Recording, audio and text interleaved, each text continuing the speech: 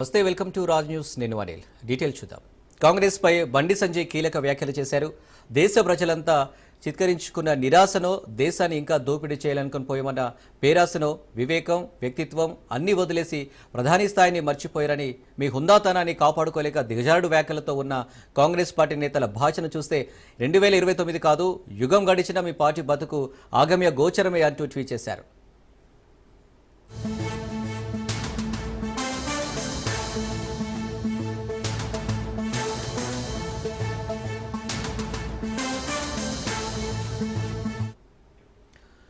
కాంగ్రెస్ పై బండి సంజయ్ కీలక వ్యాఖ్యలు చేశారు. దేశ ప్రజలంతా చీత్కరించుకున్న నిరాశలో, దేశాన్ని ఇంకా దోపిడీ చేయలేకపోయామన్న పేరాసను, వివేకం, వ్యక్తిత్వం అన్నీ వదిలేసి ప్రధాని స్థాయిని మర్చిపోయారని, మీ హుందాతనాన్ని కాపాడుకోలేక దిగజారుడు వ్యాఖ్యలతో ఉన్న కాంగ్రెస్ పార్టీ నేతల భాషను చూస్తే 2029 కాదు, యుగం గడిచిన మీ పార్టీ బతుకు ఆగమ్య గోచరమే అంటూ ట్వీట్ చేశారు.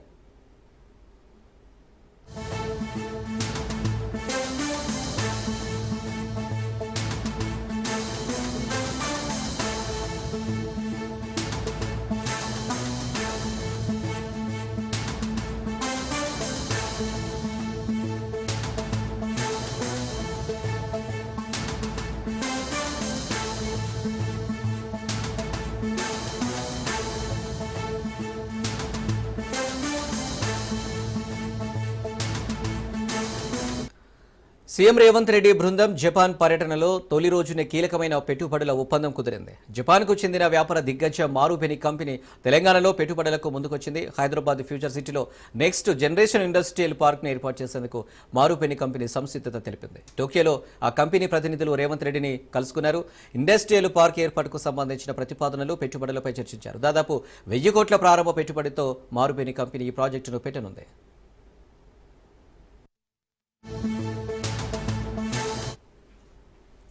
మరోవైపు సీఎం రేవంత్ సోనీ ప్రధాన కార్యాలయాన్ని ప్రదర్శించారు.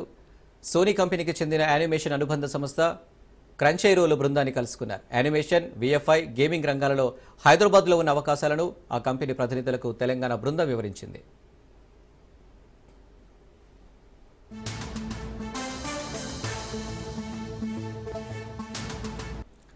టీటీడీ ఎస్వీ గోశాల వ్యవహారంపై పొలిటికల్ హీట్ పెరిగింది. పాలక ప్రతిపక్షాలు సవాళ్లు ప్రతి సవాళ్లతో తిరుపతిలో ఉద్రిక్తత పరిస్థితులు నెలకొన్నాయి. అయితే ఈ వ్యవహారంపై స్పందించిన మంత్రి ఆనం రామనారాయణ రెడ్డి వైసీపీపై తీవ్రస్థాయిలో ధ్వజమెత్తారు. టీటీడీని అపవిత్రం చేసేందుకు వైసీపీ నేతలు ప్రయత్నాలు చేస్తున్నారు.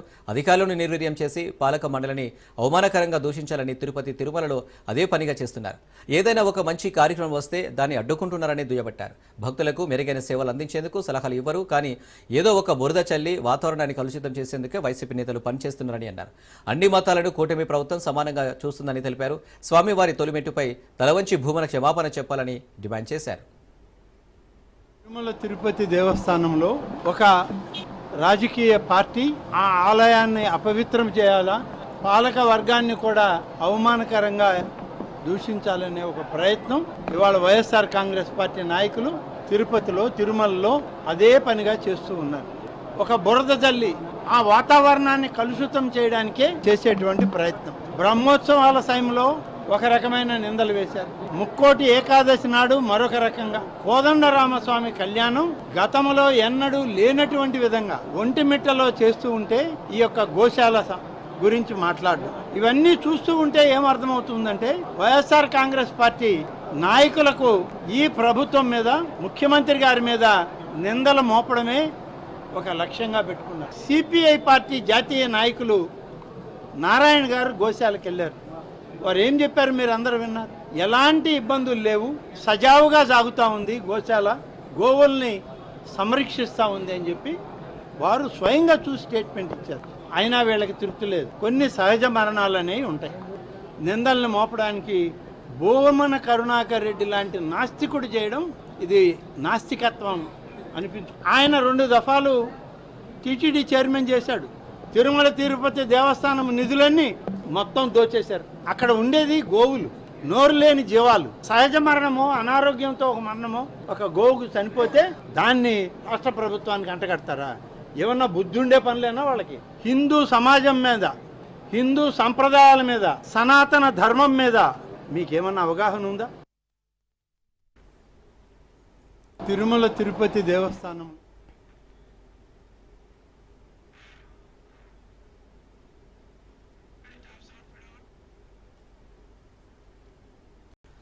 ఏపీ రాష్ట్రంలో ప్రభుత్వం ఉందో లేదో అర్థం కావడం లేదని ఎద్దేవా చేశారు మాజీ మంత్రి వైఎస్ఆర్సీపీ నేత బొత్స సత్యనారాయణ. ప్రభుత్వ పెద్దలు చెప్పేవి గొప్ప మాటలనే, చేసేది మాత్రం శూన్యమన్నారు. రాష్ట్ర ప్రభుత్వ మాటలకు చేతలకు పొంతనం లేదు, పెట్టుబడులు రావాలంటే మేమే అని అంటారు. ప్రభుత్వ ఉద్దేశంలో పరిశ్రమలను ప్రోత్సహించడం అంటే పొగబెట్టడమే అంటూ విమర్శలు చేశారు. సిమెంట్ పరిశ్రమని అక్కడ వచ్చి బస్తాకు వచ్చి 10 రూపాయలు ఇమ్మన్నారు, 20 రూపాయలు ఇమ్మన్నారు, లేకపోతే పరిశ్రమ ఆపిమ్మన్నారు అని 2 పరిశ్రమలు వచ్చి పల్నాడు జిల్లాలో ఆపిన పరిస్థితి మనందరికీ తెలుసు. నేను రోజున కడపలో అక్కడ జరుగుతున్న ఆ సిమెంట్ పరిశ్రమ జరుగుతున్న దౌర్జన్యం తెలుసు. ఒక 3-4 నెలల కిందట ఆ ప్రాంతంలో ఉన్న విద్యుత్ చేస్తున్న దాని దగ్గర నుంచి ఆ యాష్ గురించి పడిన గొడవలు మనందరికీ తెలుసు. అంతకుముందు అనంతపూర్లో జరిగిన సంఘటన మనకు తెలుసు. 1 కాదు 2 కాదు, లేకపోతే కృష్ణపట్నంలో అవుట్ సోర్స్ ఉద్యోగులు తీసుకుంటుంటే అక్కడ స్థానిక నాయకులు ఏ రకంగా ఆ ప్రాజెక్ట్ జనరల్ మేనేజర్ మీద ఏ రకంగా దౌర్జన్యం చేసి ఏం చేశారో తెలుసు. అంతెందుకు మన పక్కన ఉన్న హెచ్ఆర్ లో ఉన్న యూపీ బీర్ ఫ్యాక్టరీని ఏ విధంగా దౌర్జన్యం చేసి మాకు వెళ్తున్న మీ పెన్షన్ కోడ్కి 1 లారీకి ఎంత ఇవ్వాలి, లేకపోతే నెలకి ఎంత ఇవ్వాలి అని ఆ స్థానిక ఉన్న ఆ ప్రజాప్రతినిధులు ఏ విధంగా అక్కడ దౌర్జన్యం చేస్తారు. Welcome back. రాజకీయ కక్షలో భాగంగానే ఈడీ కేసులు పెడుతున్నారని బీజేపీపై ఫైర్ అయ్యారు కాంగ్రెస్ నేత ఫిరోజ్ ఖాన్. తాము గుజరాత్కు వెళ్లి ప్లీనరీ పెట్టామని, దేశవ్యాప్తంగా కాంగ్రెస్ బలంగా పుంజుకుంటుందని అన్నారు. అయితే గాంధీ కుటుంబాన్ని దోషిగా చిత్రీకరించేందుకే కేసులు బనాయిస్తున్నారని ఫిరోజ్ ఖాన్ ఆరోపిస్తున్నారు. వక్ఫ్ బోర్డు చట్టం నుండి ప్రజలను డైవర్షన్ చేయడానికి మోడీ కుట్రలో భాగమే కాంగ్రెస్ నేతలపై కేసులు అంటున్న ఫిరోజ్ ఖాన్తో మా ప్రతినిధి Raju face to face. Congress senior leader Firoz Khan ఉన్నారు. ఆయన అడిగి అసలు ఈ రోజు ధర్నా కాంగ్రెస్ పార్టీ యొక్క ముఖ్య ఉద్దేశం ఏంటి తెలుసుకునే ప్రయత్నిద్దాం. సార్, ముఖ్యంగా బీజేపీపై మీరు పదే విమర్శలు చేస్తా ఉన్నారు. సో ఇది బీజేపీయే పెట్టించిన కేసుగా మీరు చూస్తా ఉన్నారా? సో ఏం చెప్పదలుచుకున్నారు? ఇప్పుడు ఇది National Herald case, news paper case. ఒకవేళ ఇది కేసు కావాలి అంటే ఇది ఒక సొసైటీ కేస్. దీనిలో మనీ లాండరింగ్ ఎక్కడ ఉన్నది బాబా? మనీ లాండరింగ్ అంటే వేరే కంట్రీ నుంచి మన కంట్రీలో డబ్బులు రావాలి, వేరే స్టేట్ నుంచి మన స్టేట్కు రావాలి, లేకుంటే వేరే ఇండివిజువల్ నుంచి వేరే ఇండివిజువల్కి ఒక అకౌంట్లో రావాలి. మనీది ఎక్కడ లేదు, ఈడీ అని పెట్టేస్తున్నారు. సో దీనికి ఏం ప్రూఫ్? ఇది డెలిబరేట్గా గాంధీ ఫ్యామిలీకి డిగ్నిటీ తక్కువ చేయాలి, చూపియాలి. అరే గాంధీ ఫ్యామిలీ కూడా దొంగలు రా భయ్. సో ఈడీ 2014 నుంచి 2025 దాకా నాకు తెలిసిన వరకు 200 కేసెస్ బుక్ చేసినారు. ఎన్ని కేసెస్ కన్విక్ట్ అయినాయి? అన్ని ఆపోజిషన్ మీద అవుతుంది. సో బీజేపీకి ఈడీ కానీ సిబిఐ కానీ ఇన్కమ్ ట్యాక్స్ కానీ ఒక టూల్ లాగా వాడుతున్నారు. సో డెలిబరేట్గా ఇది పొలిటికల్ వెండటా. దానిలో ఏమున్నది? అంటే తప్పు చేయకుంటే ఎందుకు భయపడాలి అని చెప్పి కూడా బీజేపీ నేతలు అంటా ఉన్నారు. విను విను విను విను విను ఏం భయపడతలేం. ఇంత పెద్ద ధర్నా పెట్టినాం, మొత్తం ఇండియాలో హంగామా చేస్తున్నాం. ఎందుకు చెప్తున్నాం? చూపిస్తున్నాం. మేం ఇన్నోసెంట్ ఉన్న తర్వాత ఒక నాన్ ప్రాఫిట్ ఆర్గనైజేషన్కి మనీ లాండరింగ్ అని మాకు కూడా గజ దొంగల్లాగా వీళ్ళు తీసుకువచ్చేస్తున్నారు. సో వీళ్ళ మాస్టర్ మైండ్ చూడు. గుజరాత్లో మేము పోయినాం, అక్కడ ప్లీనరీ చేసినాం, సక్సెస్ఫుల్గా అయింది. Tomorrow Bihar election. అండ్ దానికంటే మెయిన్ వక్ఫ్ బోర్డ్ బిల్ బ్లాక్ బిల్ మొత్తం హిందుస్థాన్లో ఒక ఫైర్ లాగా అది క్యాచ్ చేస్తుంది. బీజేపీ ఎక్స్పర్ట్ డైవర్షన్ చేయాలి, డివియేషన్ చేయాలి. ఆ డివియేషన్ చేసినారు. సో మేము మీటింగ్ పెట్టుకొని ఏం చెప్తున్నామంటే బీజేపీ పార్టీ ఇండిపెండెన్స్ తెచ్చినాం మేము, చైనాతో కొట్లాడినాం మేము, బంగ్లాదేశ్ తెచ్చి ఇచ్చింది మేము, పాకిస్తాన్తో ఫైట్ చేసింది మేము, ఇందిరాగాంధీ బలిదానమైంది, రాజీవ్ గాంధీ అయినాడు, ప్రాణం ఇచ్చినాం. ఇది మాకు చిన్నది, కానీ ఇట్లాంటి లంగా దొంగ పనులు చేయకురా భయ్. ఎందుకు ఇది అనవసరంగా మా మీద? సో ఎక్కడైనా మీకు ప్రూఫ్లు ఉన్నాయి. సో బీజేపీ పార్టీ రావాలి కదా. పెద్ద మాటలు పెద్ద మినిస్టర్లు మాట్లాడుతున్నారు. మేము ఓపెన్గా చెప్తున్నాం, అక్కడ మనీ లాండరింగ్ లేదు, చూపియాను మనీ లాండరింగ్ ఉన్నది అని. అంతే చాలు మాకు. That's all story. ఏం మాట్లాడాం? లాస్ట్ 8-9 months ముందు మళ్ళీ వచ్చినాం ఇక్కడ, అప్పుడు కూడా ఇదే అన్నాం, ఇప్పుడు కూడా ఇదే అంటున్నాం. సో మేం ఎవరికి భయపడం. కాంగ్రెస్ కార్యకర్త చాలా గట్టి కార్యకర్త, వాడు లొంగడు. అండ్ గాంధీ ఫ్యామిలీ మీద ప్రాబ్లం ఉన్నది. అమిత్ షాకి నరేంద్ర మోదీకి తెలుసు వేరే రీజనల్ ప్లేయర్స్ చాలామంది ఉన్నారు, కానీ నేషనల్ ప్లేయర్ ఒక్కళ్ళే, అది కాంగ్రెస్, అండ్ ఒక్కరు గాంధీ. అండ్ దాంతో ప్రాబ్లం రాహుల్ గాంధీ, రైట్? కశ్మీర్ నుంచి కన్యాకుమారి యునైటెడ్ లీడ్ అని మాట్లాడతారు, మేము డివైడ్ అండ్ రూల్ అని మాట్లాడతాం. సో మాకు ఫ్యూచర్లో ప్రాబ్లం. ఇప్పుడు అప్కే బార్ 400 అన్నారు, ఏమైంది అన్న? ఎన్ని సీట్లు వచ్చినాయి? 20 సీట్స్ ఎక్కువ వస్తే గవర్నమెంట్ పీకేది, నెక్స్ట్ ఎట్లైనా పీక్తుంది. సో ఆ భయంతోనే ఈ మొత్తం ప్లానింగ్.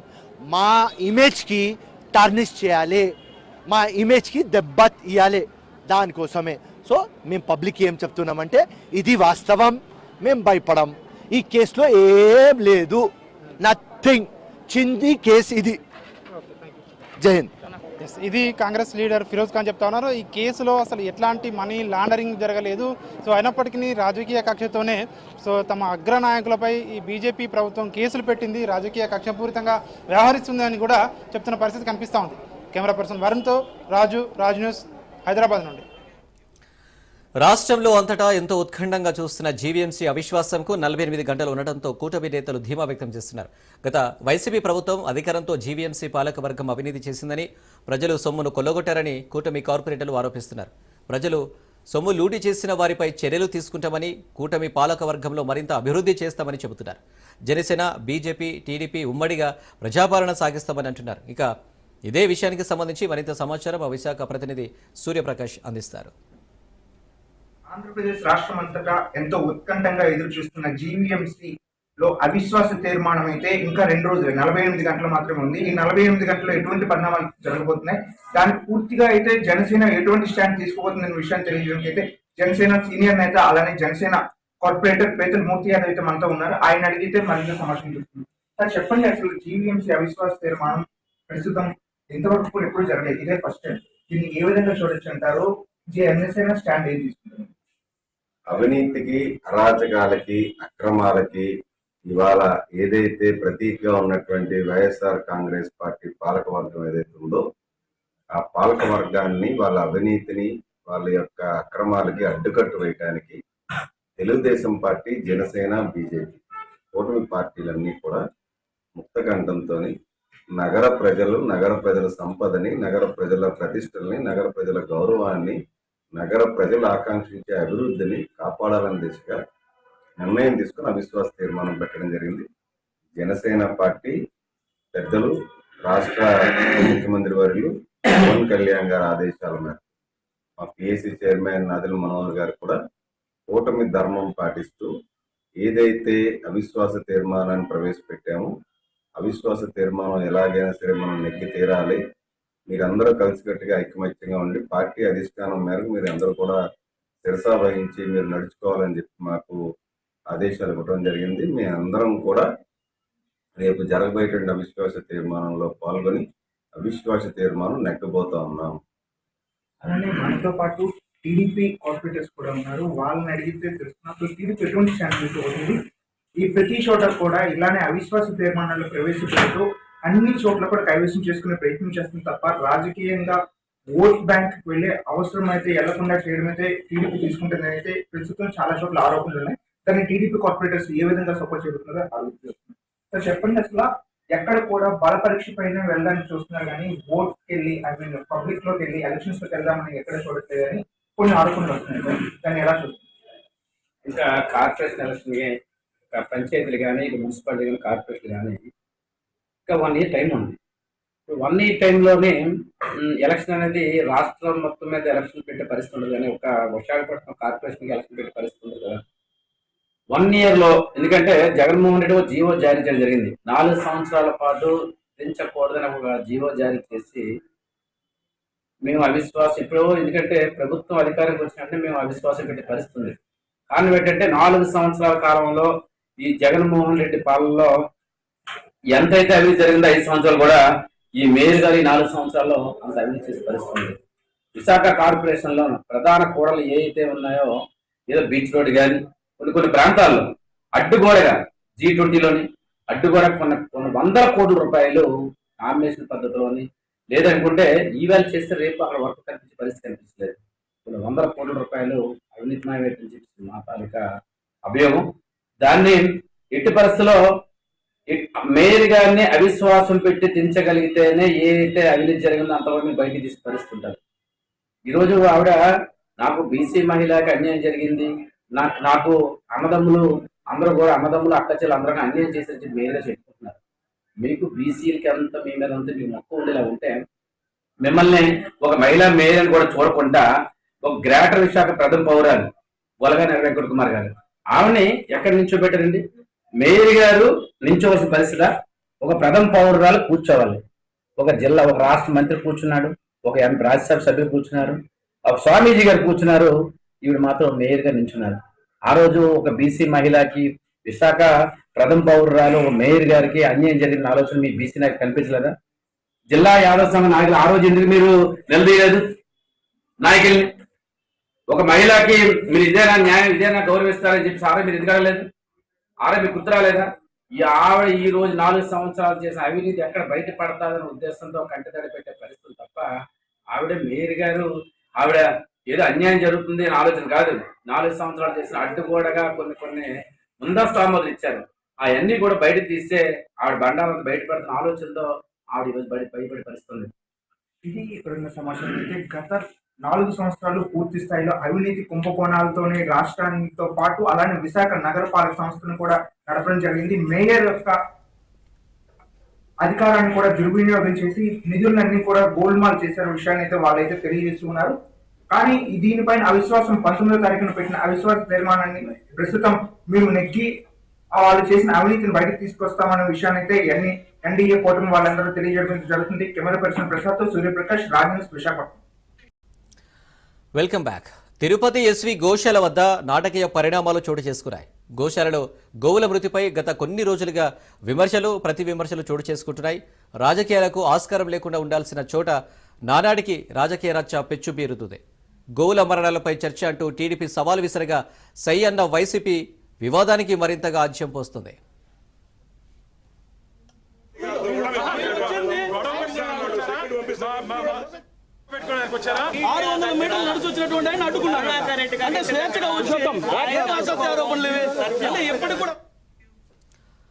పంతొమ్మిది 1956లో చంద్రగిరి నియోజకవర్గంలోని తుమ్మలగుంట వద్ద ఈ గోశాలను టీటీడీ ఏర్పాటు చేసింది. ప్రతిరోజు స్వామివారికి నిర్వహించే సుప్రభాతం సేవలో వెన్న, పాలు, ఇతర ప్రసాదాలు వినియోగించుకునే పాలను టీటీడీ ఈ గో సంరక్షణశాలలో ఉత్పత్తి చేస్తుంది. దేశంలో గల 14 రకాల గో జాతులలో ఏపీకి చెందిన పుంగనూరు, ఒంగోలు జాతులు, తమిళనాడుకు చెందిన ఉంబాలచారి, తంగయాన్, గుజరాత్కు చెందిన గీర్ కాంగ్రీజ్, పంజాబ్కు చెందిన సాహివాల్ జాతి, హర్యానాకు చెందిన హర్యాన్, దార్బార్కర్, కర్ణాటకకు చెందిన హలీకర్, కేరళకి చెందిన వేచూర్ క్యాట్ జాతులతో పాటు మరికొన్ని విశేష జాతులు ఉన్నాయి. వాటికి కావాల్సిన పోషకాలు మెండుగా ఉండేలా మేతను వేస్తారు.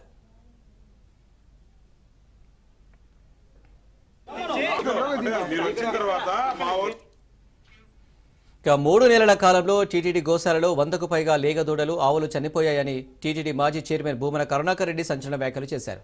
తన విమర్శలను బలపరుస్తూ ఫోటోలు, వీడియోలు సైతం విడుదల చేశారు.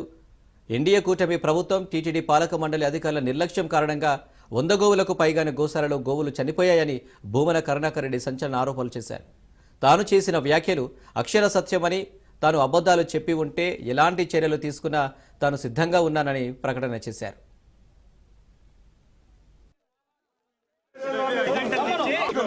మీరు వచ్చిన తర్వాత మా వాళ్ళు ఫోన్ చేసి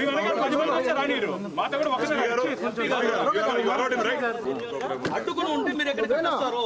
నేను వెనక నుంచి కరుణాకరెడ్డి గారితో కూడా చిలికి చిలికి గాలివానగా మారిన గోశాల అంశం పొలిటికల్ టర్న్ తీసుకుంది. ఈ అంశంపై టీటీడీ ఈవో శ్యామలరావు సైతం మీడియా సమావేశం ఏర్పాటు చేసి 2021-24 మధ్య కాలంలో టీటీడీ గోశాలలో జరిగిన అక్రమాలపై విజిలెన్స్ నైవేద్యాలను పవర్ పాయింట్ రూపంలో అందజేశారు. అప్పట్లో కుళ్ళిపోయి పురుగులు పట్టిన ఆహారాన్ని గోవులకు అందించాయని ఈవో శ్యామలరావు వివరించారు. కాలం చెల్లిన మందులు పశువులకు వినియోగించినట్లు విజిలెన్స్ విచారణలో తేలిందని తెలిపారు. గత ప్రభుత్వ హయాంలోనే విజిలెన్స్ ఎంక్వైరీ చేసి చట్టపరమైన చర్యలు తీసుకోలేదని స్పష్టం చేశారు.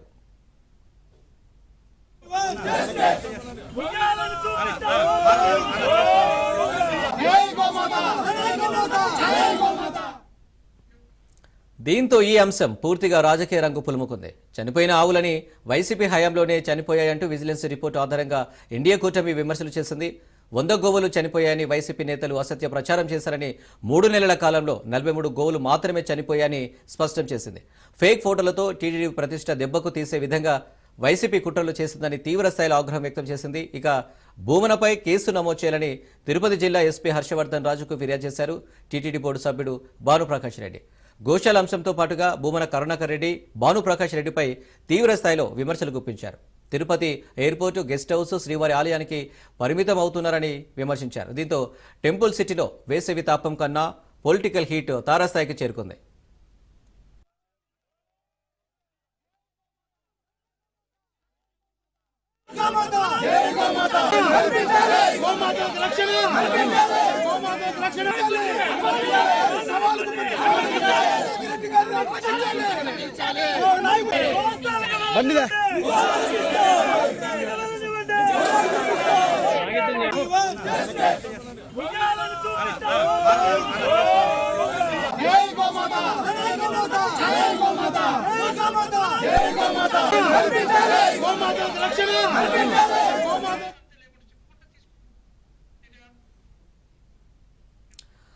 టీడీపీ సవాల్లో వైసీపీ స్వీకరించడంతో తిరుపతిలో యుద్ధ వాతావరణం నెలకొంది. భూమనకు ఓవైపు గోశాలకు వెళ్లొచ్చు అంటూ క్లీనర్ ఇస్తూనే వ్యక్తిగత సిబ్బందితో మాత్రమే గోశాలకు రావాలని పోలీసులు సూచించారు.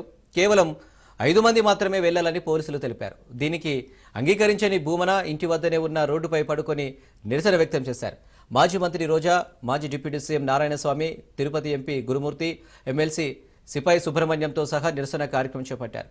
అదే సమయంలో టీటీడీ మాజీ చైర్మన్ భూమన కరుణాకర్ రెడ్డి రాక కోసం ఎన్డీఏ కూటమి ఎమ్మెల్యేలు బొజ్జల సుధీర్ రెడ్డి, పులివర్తి నాని, కలికిరి మురళీమోహన్ తదితరులు ఎస్వి గోశాల వద్దకు చేరుకుని భూమన రాక కోసం వేచి ఉన్నారు.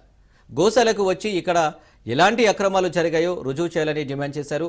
రుజువు చేసే పరిస్థితి లేదు కాబట్టే భూమన తోక ముడిచారని టీడీపీ ఎక్స్ హ్యాండిల్లో పోస్టు చేయడం రాజకీయ వ్యాఖ్యలు మరింత ముదిరాయి.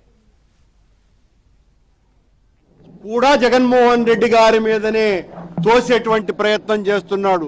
ఇది ఇంధన సర్దుబాటు అనే పేరు ఒకటి తీసుకొని వచ్చి జగన్మోహన్ రెడ్డి గారు చేసినటువంటి పనుల కారణంగానే నేను పెంచాల్సి వస్తోందేనని, చంద్రబాబు నాయుడు అధికారంలోకి వచ్చిన రోజు నుంచి తానిచ్చినటువంటి ప్రతి వాగ్దానానికి జగన్మోహన్ రెడ్డి గారినే బూచిగా చూపించి ఆయన వల్లనే మేము చేయలేకపోతున్నామోనని, ఎన్నికలప్పుడేమో జగన్మోహన్ రెడ్డి 3.5 లక్షల కోట్లేంది, నేను అదనంగా మరొక 2.5 లక్షల కోట్ల రూపాయల పైగా రాష్ట్ర ప్రజలకు, పేద ప్రజలకు అందరికీ కూడా నేను వాళ్ళ అవసరాలను తీర్చే విధంగా నిధులు